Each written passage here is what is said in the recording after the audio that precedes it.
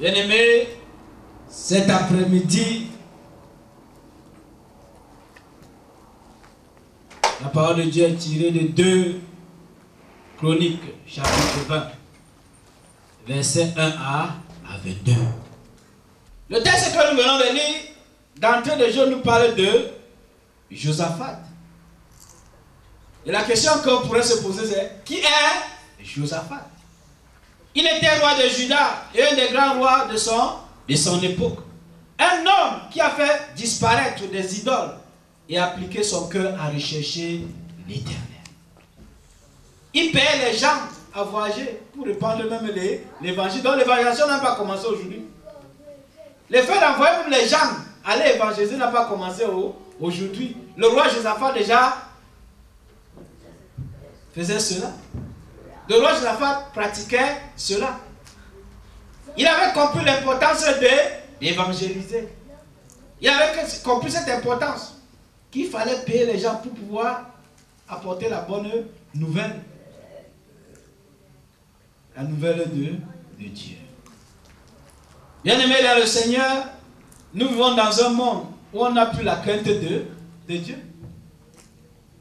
Et jeudi, quelqu'un nous racontait que sa fille de 7 ans a amené un livre, qu'on a donné un livre à l'école.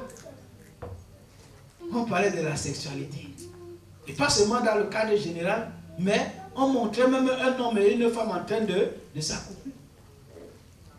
Une fille de 7 ans. C'est dans cette école que nos enfants vont grandir. C'est dans cette école que nos enfants iront. Aujourd'hui, tu dis, ah, je n'ai pas encore d'enfant. Peut-être quand ton tour arrivera, ce sera à 3 ans.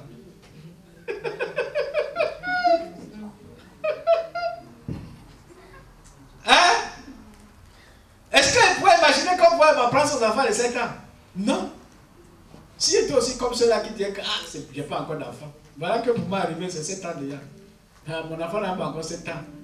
Donc peut-être, j'espère bien que peut-être c'est quand il aura 6 ans qu'on va. Bien aimé, nous vivons dans un monde où on n'a plus la crainte de Dieu. Ah oui. Bien aimé, n'était jamais arrivé ou bien quelqu'un d'autre qui a entendu dire que lorsque je me suis donné à Christ, après avoir donné ma vie à Christ, les problèmes ont commencé. Tu as jamais entendu ça? Ou bien c'était jamais arrivé? Si c'était jamais arrivé, est-ce que tu n'as pas entendu quelqu'un dire cela? Que lorsque j'ai donné ma vie à Christ, c'est comme si le ciel était tombé sur ma tête. C'est le cas de Josaphat. Il a détruit les idoles. Il payait pour que les gens aillent évangéliser dans des régions. Et voilà qu'après ces moments, après le beau temps, vient là, la tempête. Et voilà que maintenant, après cela, je suis peut-être il était en train de manger, mais je ne sais pas où il était. Hein, on vient de dire, comme tu vois là, les quoi? Les Ammonites, les Moabites, et avec les Maonites. En attendant, mais là, tu peux même tomber en 50. Ce n'est pas seulement un hit, même pas 2, mais c'est 3 hits.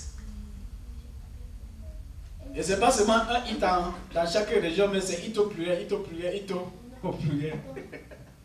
Ah non, là, tu vas tomber. Une grande multitude, si on peut même donner le nombre, mais si on dit une grande multitude, on ne peut même pas compter. Hey. Tu vas encore planifier comment? Si on te dit même 10, tu vas dire, ok, quand je regarde mon ami, nous sommes 20. Mais quand tu dis une grande multitude, comment est-ce que tu vas réagir? Ah oui, des ennemis. Et quelqu'un court pour lui donner la nouvelle. Bien aimé. Oui, je sais que Satan s'est déchaîné contre toi, contre moi, pour que nous n'ayons pas de succès dans la vie. Mais par la grâce de Dieu, nous serons libérés de ces puissances. Ça, c'est la bonne nouvelle. À savoir que par la grâce de Dieu, même si Satan se déchaîne, mais si nous restons fermes, le Seigneur va nous délivrer. Et quand Josaphat a pris la bonne nouvelle, entre guillemets, N'est-ce pas? Est-ce qu'elle est bonne, cette nouvelle? Hein?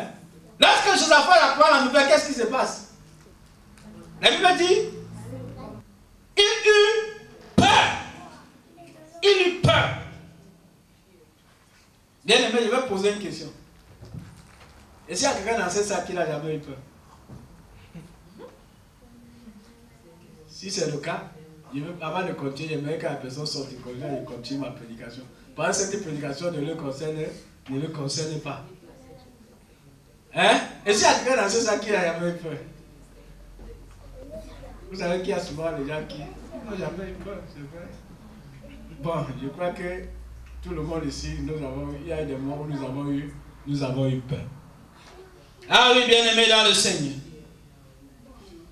Il y a des personnes qui ont peur du futur. Ils ne savent pas ce que demain les réserve. Il y a des gens qui ont peur dans leur mariage. Quand ils se disent que le divorce arrivera. Chaque fois, ils se disent que peut-être mon mari va me divorcer. Peut-être que ma femme va me quitter. Il y a des gens qui ont peur comme ça dans leur mariage. Il y a aussi des gens qui ont peur de mourir. Ils passent leur temps à vivre loin de Dieu. Et quand l'heure s'approche, quand ils sont sur le lit d'hôpital, tu vois, ils ont peur de la mort. Mais bien aimé, j'aimerais qu'on ait peur de toutes choses. Mais qu'on n'ait pas peur de la mort. Vous savez pourquoi? Quoi qu'on fasse, la mort arrivera. Ce n'est pas quelque chose qu'on peut éviter. J'aimerais qu'on ait peur de n'importe quoi.